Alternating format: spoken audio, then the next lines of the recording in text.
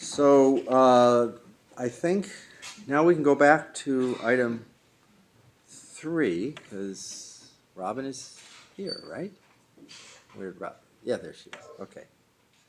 Um, so Oh, I'm sorry.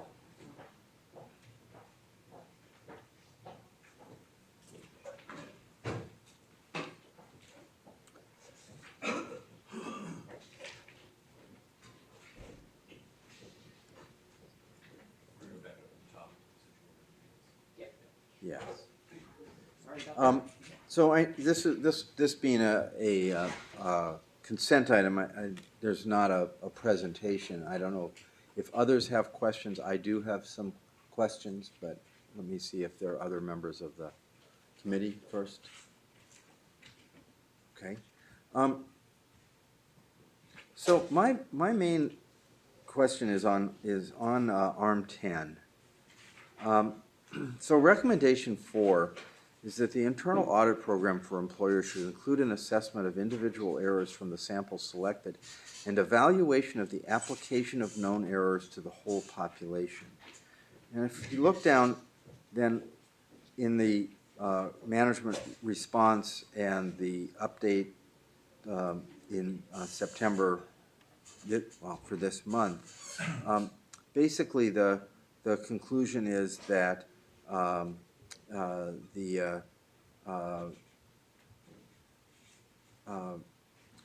that the issue has been resolved.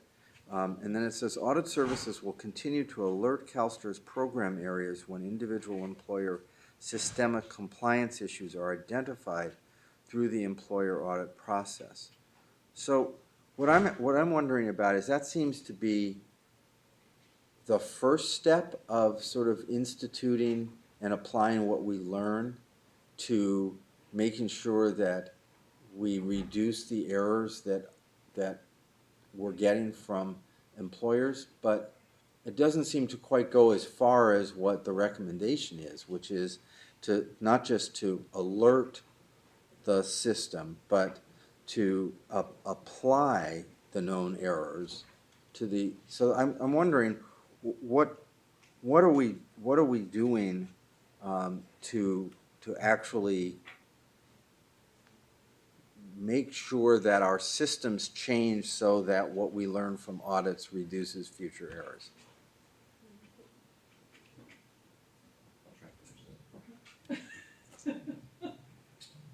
Morning, Mr. Chairman, member of the committees.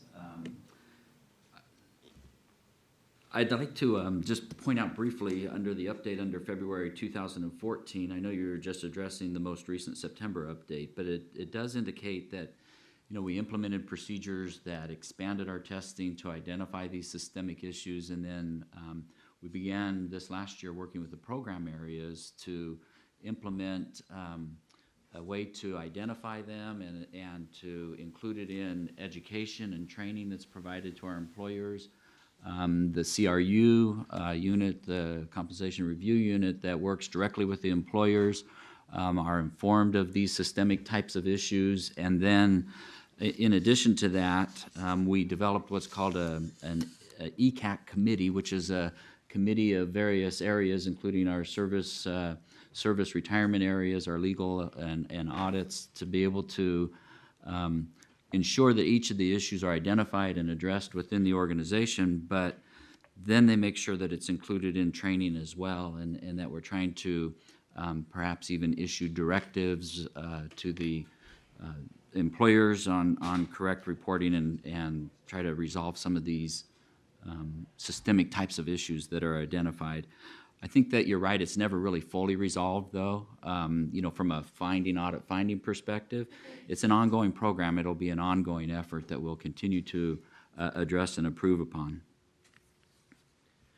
So I guess the perspective I'd like to add is one of the future benefits, I guess we're still assimilating it as a challenge, but one of the future benefits of the GASB 67 implementation and requirements is that we've gained visibility into, from a macro level, employer reporting trends for each employer. So we've gone from looking at 68 to looking at 1,649. And although that's a daunting change as we go through it, it does in fact help us isolate on an ongoing basis as we're receiving reporting and comparing that to expected results as we project them from an accrual basis where we may be having challenges, and using that information in conjunction with the targeted testing that Audit Services is doing to help, again, reframe the view. So we're really looking every month to say, okay, what are we seeing from the reporting perspective? How does that correlate with payroll? What can we do to ensure that we are getting complete reporting? I mean, that's always an issue because we're beholden on the employer to let us know what the payroll numbers are. So I think the other thing is that out of the testing that the external auditor is doing this year, we're going to have a different perspective on challenges because, again, it's coming from the macro perspective. So we're getting into a situation where we'll have both macro and the micro view that will help us develop changes in policy, reporting requirements, and as we increase automation through the pension solution, bring to you perhaps changes in law, in regulation, in standards that we can then include in that technology to make the process even better. So, I do see that this is an ongoing continuous improvement opportunity from that, how do we leverage the individual identified deficiencies with the census level data that we're gathering with the ongoing reporting process, not necessarily at the exception level, which, we're improving as we speak as well, but what can we do strategically? How can we set reporting policy that'll give us more checks and balances to ensure on an ongoing basis we're not finding exceptions? Yeah, just would like to add, my comments earlier spoke of some of the things that we've done to date. Going forward, the question is kind of how do we prevent this or how do we reduce that reporting problem? And I think that the board will be addressing a real important issue here shortly with the new credible compensation regulations that will add a lot of clarity around reporting requirements that will help us when we go out and conduct our audits. And I think that will minimize some of these systemic types of issues as well. Again, we'll continue that additional training and outreach to the employers where we can provide that clarity to them. As we're implementing the new pension solution, we can look at the type of edits that are provided to ensure that the quality of the data that we're getting is more accurate than what we currently have today. And then from an audit perspective, we audit a district at a time. And what we are going to start doing is start analyzing, well, is there several districts within that report perhaps to a county office of education, that the systemic issue goes beyond just the district level, that it may be throughout the county office of education, so that we can provide that training to them that will reach out to many districts. Okay, great. I appreciate that. Any other questions? Then let's go on to 3B. And again, that was removed from consent, so I have a question. I don't know if anybody else does, or if Bob has a question. Backtracking a little bit. Thank you, Oh, Mr. I'm Chair, sorry. To 3A. Yeah. The purpose of 3A, of course, was to outline management's response to material weaknesses that arose from the prior audit report. And as the committee knows, the November meeting's just around the corner.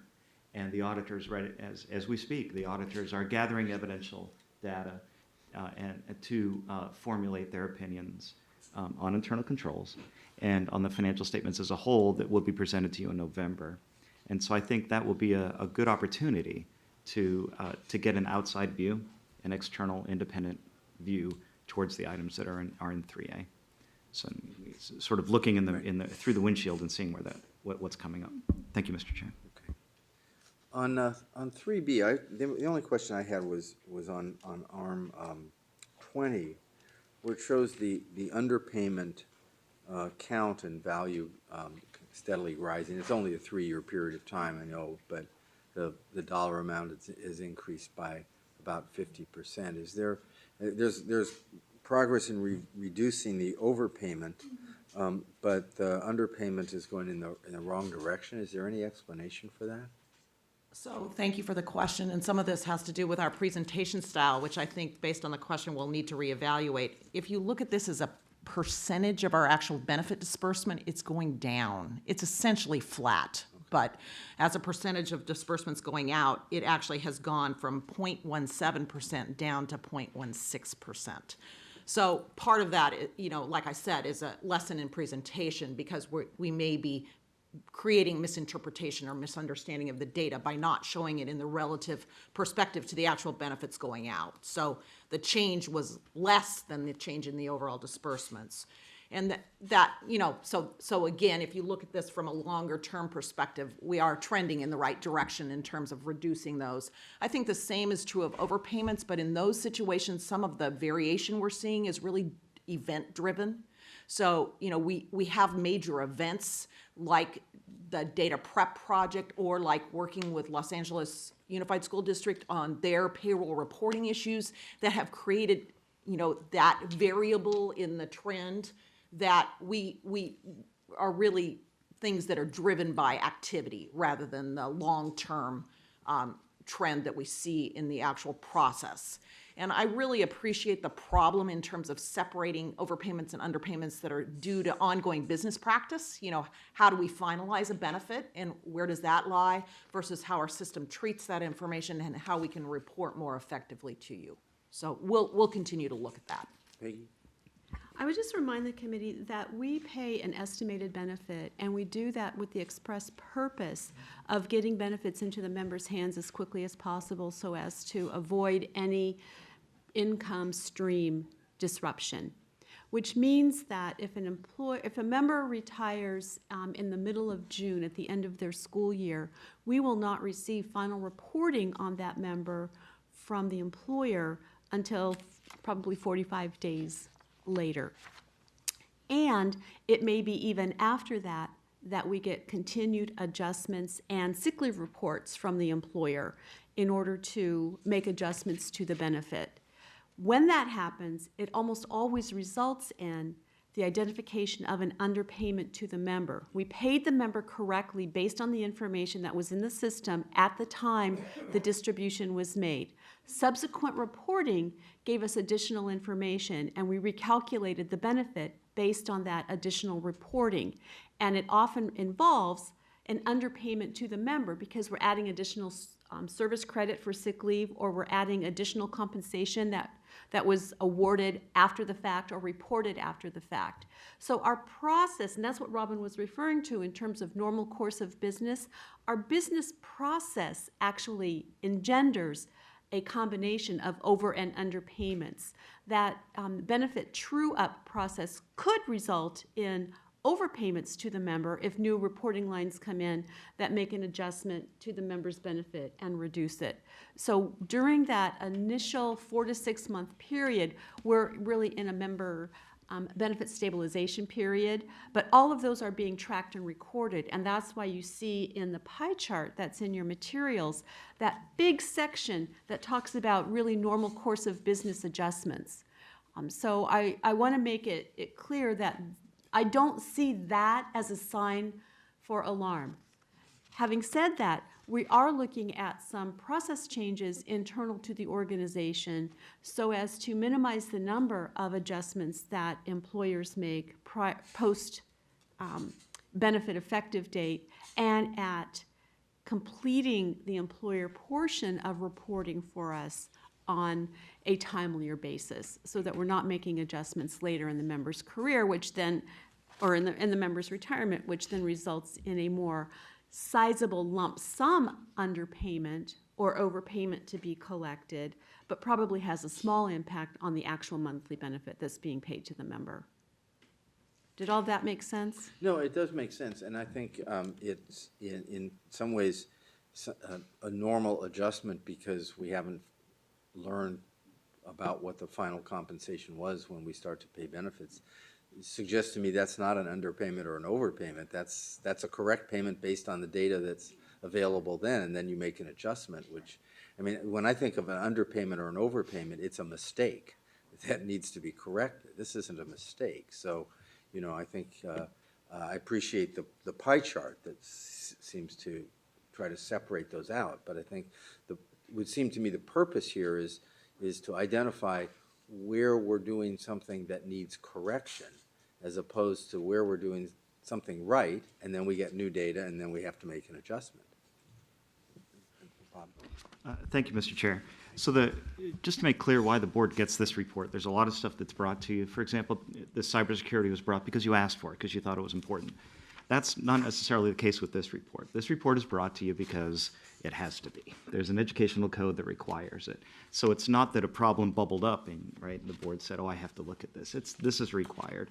And so in that spirit, I'd like to say that I concur, in my opinion, with what Ms. Plett said, which is there doesn't seem to be anything here that causes alarm. But I think one thing that a staff could consider presenting the information's excellent as is, but perhaps supplement it with a percentage of total payments. That's what, if total payments are going up year over year, and you see an increase in one of these bar charts, it might actually be going down, right? The variance might actually be going down, and I believe that that's probably the case, or at least it's flat. And so what you look for in this report is you look for a pure amount of variance as a percentage of total overpayments, and then trend over time. And my digest of this information is that neither of those would be cause for concern, would be my opinion. That's very helpful, since we have to, as we talked about earlier, prioritize where we're spending our time. So thank you. John? Oh, Peggy. Sorry, before we move on. Peggy. Peggy, during this period of transition, as we're truing up, do we receive a lot of communication from the members? We don't receive a lot of communication from the member, but every time we make an adjustment to the member's account, we send a letter to the member informing them of the basis for that change. So they are seeing information come to them from two perspectives: the letters that we send to them, and they're seeing it in the benefit checks that we send to them, and they're seeing it as an over or underpayment. Most of the time, we're able to make that adjustment without establishment of a receivable that will cover many pay periods. It's usually recoverable within one. To the extent that it will extend over multiple pay periods, then they'll get additional communications from our financial services staff that tell them the nature of the collection process. Very good, thank you. Thank you.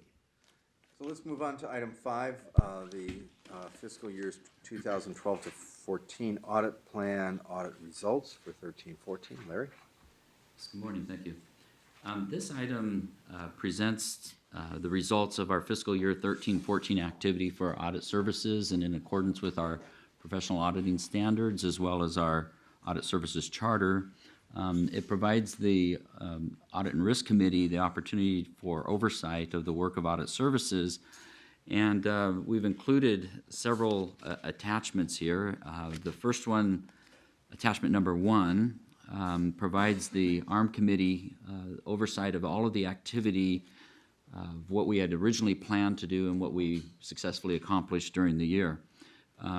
The plan is adjusted at mid-year so that it's presented to the committee. First of all, I think the next year's plan was just approved by the committee at their last meeting. In February of each year, a mid-year adjustment is made, and that's what you're seeing in the column here is this mid-year adjustment that was made in February of this year. And then in September, this meeting, we present the final results. And so, in summary, our internal audit reports, we had 6 final reports that were issued this past year. They focused really on improving internal controls as well as efficiency in some of the processes and providing customer services. And in addition to that, we had 5 reports, that were in process, 3 that were in draft and 2 that were in process. A couple of the reports I would like to just highlight that were deferred. These were deferred due to vacancies that had occurred within the organization this past year, and because of the work that was done with regards to GASB 67 that wasn't really included in the original plan. Those recognizing that those were still kind of high-risk areas to the organization, they were deferred until the next year's plan, this current year. So they are included in the current year plan and will be addressed so that we're making sure that we have appropriate risk coverage. I think that the next attachment is really a summary of the 3 reports that were issued since our last reporting period and meeting with you, and we issued reports with regards to the corporate accounting and resource management audit, review of service retirement and benefit processes, and also a report on our review of the valuation of data processing. And these kind of provide a summary to the board of the issues and the findings that were brought up there. Before I proceed, though, I'd like to just go back and point out one thing to the committee on under the ARM 32 page. I'd mentioned the fact of auditor vacancies, and there's an amount that's shown there of approximate vacancies this last year. Much of that was due to the plans for the LA Unified School District audits that were planned to be performed, and we were going to organize a group, establish them in the Glendale office, and those plans were then revised to establish it here, central in Sacramento, and still conduct those audits. If you look at the amount of hours that are included on there, that's about 4.5 PY equivalents, which is equal to about 14 audits. We had committed in the original plan to do 12 audits, and so while under the employer side, we reported that we completed 28 audits this last year. Had we had the full staffing that we anticipated, I think we would have made our goal. However, because we were recruiting and establishing that program this year, we did not make that goal. And so we report to the committee that of the 45 that we had committed to, we were able to accomplish 28 employer audits this year in full. We also had another 19 that were in field work or in progress that were initiated during the year.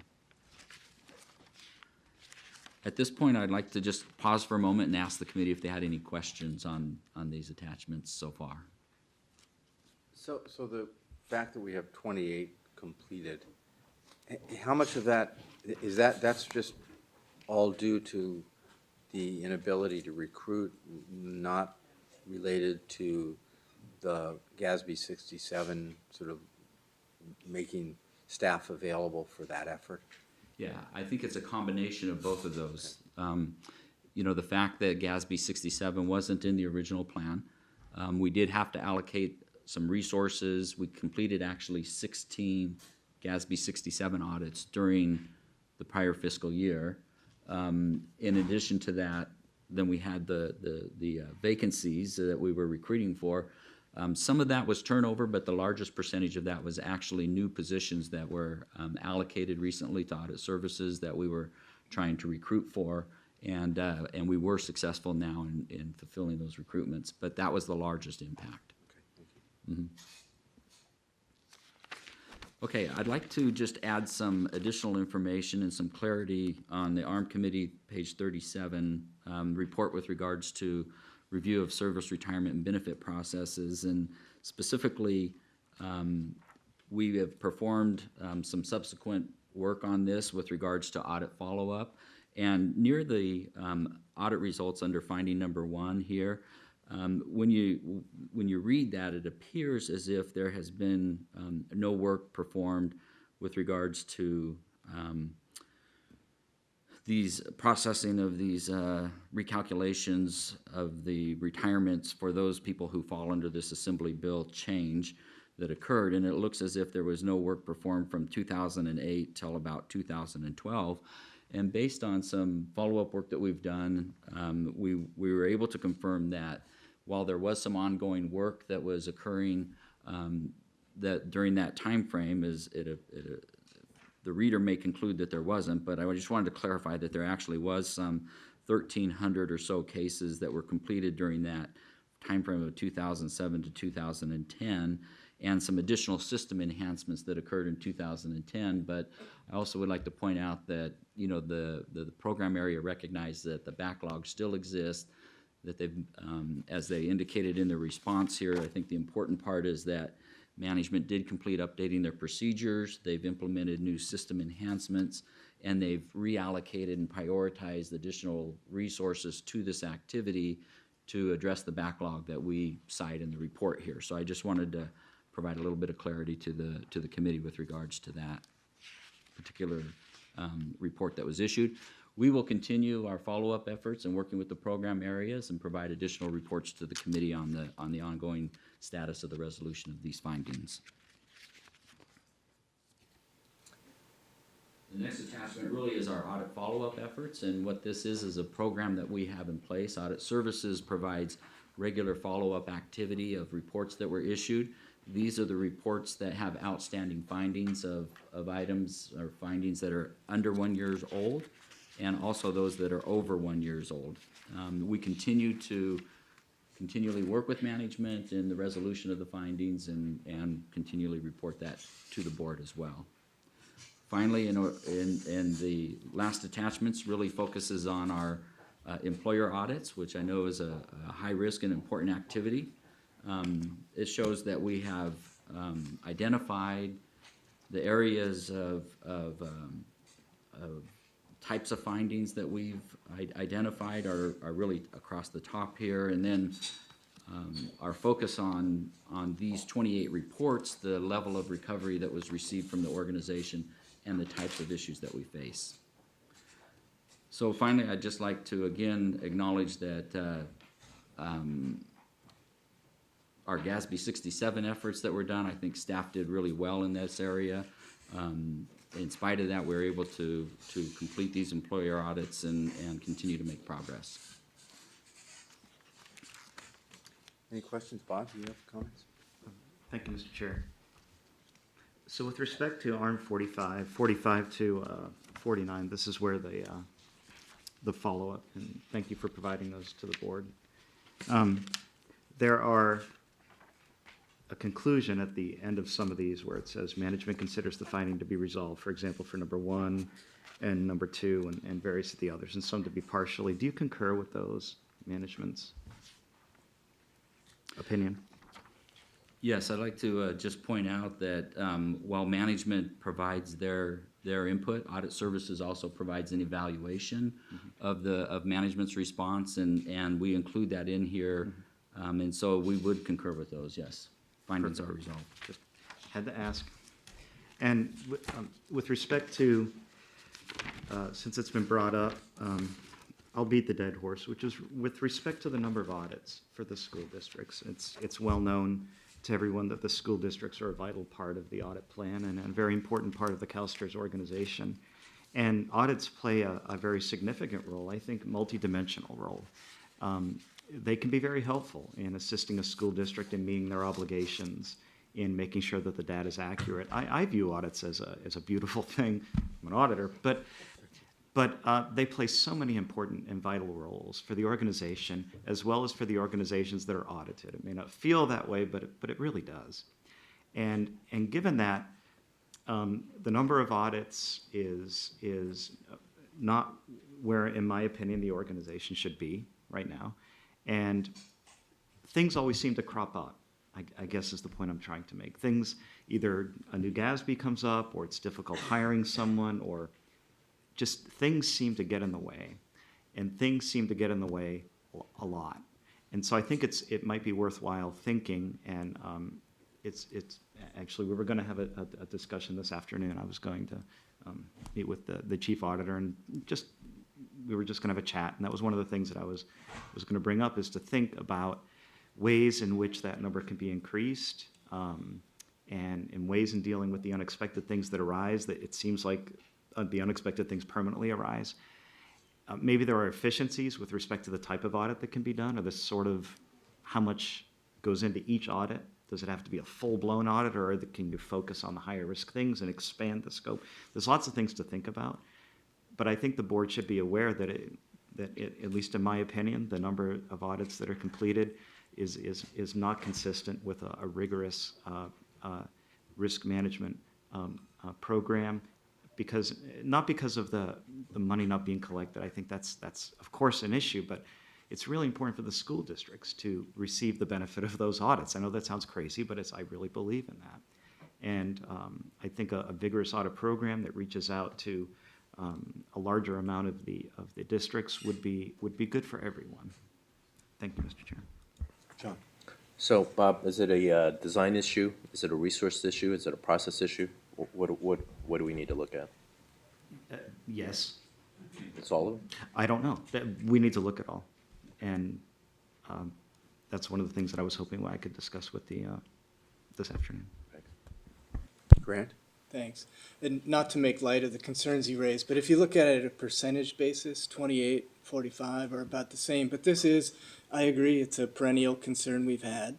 It's years ago we contracted out to help with the resources, and I like your idea if there's efficiencies that if we can focus on certain issues. We also have other parts of the organization that I think should make us somewhat comfortable that, we have the compensation review unit. We have new systems that my sense is that they have, red flags or whatever they're called. So if we can think about other ways of going about it, that'd be great. Yeah, and I would just echo that. I mean, I think it has been an issue that this committee has talked about. We did urge that there be more auditor positions funded. They were put in the budget. There were recruitment problems. The GASB 67 came up, but all of those are real world constraints. But the reality is, it left us without doing the audits that we really, this committee and our consultant, think need to be done. If we did audits and we consistently got completely clean audits, that would be one thing, but we don't. There are audit findings, and it's important that we learn from those, and that the employers learn from those, that we create systems to help the employers do a better job, because ultimately we rely on what they give us, and if they give us the wrong information, then we have the wrong information, and we're not doing what we're supposed to be doing. So that's one of the reasons that I keep coming back to not only doing the audits, but learning from the audits and putting the what we've learned into the systems to help those districts that we don't audit can do things in a better way. So I think it's a really important issue, and I think this committee has once again made that clear that is a priority. As Bob said, we have places where we have to prioritize. I think this has always been an area that we wanted to prioritize for quite a while now. So in the short time that I've been here, I share this concern that the committee has, and look forward to working with the consultant and with our staff on how to look at resolving that, and how we can increase the number of employer audits in spite of these unplanned activities, drive efficiencies into our processes, and perhaps reduce the amount of time required to do these audits. We certainly will look at those things. There's a lot of areas that we're already contemplating. I look forward to coming back to the committee in the next few meetings here and sharing with you some of those things that we will be implementing, and share that same concern. Great. Anything else on this item? Okay. So, item 6, Chief Auditor Update. Larry? Yeah, thank you. I've been serving now for 66 days as your new chief auditor. But who's counting, right? So, although I'm new to CalSTRS, I'm not new to the auditing profession or assessing risk or auditing pension systems, and so I've had a chance to look back over the activities in the last couple of years. And first of all, I'd like to commend the Audit and Risk Management Committee here for the good work that's been done in the last couple of years. I see that the ARM Committee and the former Chief Auditor has made significant progress in really bringing our activities in line with the professional standards. And I think that they've done a really good job there. I think that the bar has also been raised with regards to the conduct of our work that's being performed, and we've implemented new auditing procedures to address some of these systemic issues that we're discussing. We've increased communications with program areas, and we've enhanced our audit follow-up processes. In spite of that, there still is more work to do, though, to ensure that our audits are conducted in accordance with the professional auditing standards as we prepare for our upcoming quality assurance review. And there's still a few items that we need to address, and we'll be looking at enhancing further our audit follow-up process, audit surveys that we're performing, enhancing our planning capabilities as well as the conduct of our work. We have several new auditors that have joined us in the last year that we need to look at training internally as well, increasing our business acumen to be able to add value to the program areas and generally just becoming familiar with the retirement laws. We also are conducting some training on staff with regards to the appeal process and developing our work papers for supporting evidence in that process, how to improve our reporting, and then also we've increased accountability for internal monitoring of our audit projects. We've also been able to organize the LAUSD team. We've completed the risk assessment. They have 86 various reporting units in that district, and so we've completed the risk assessment. We'll begin our field work next month of our first audit of LAUSD. We will continue to address our recruitment and retention efforts. As we've mentioned here, we are looking at how we're organized, the types of classifications that we use. We're discussing implementation of an informal mentoring program that will help staff in training them.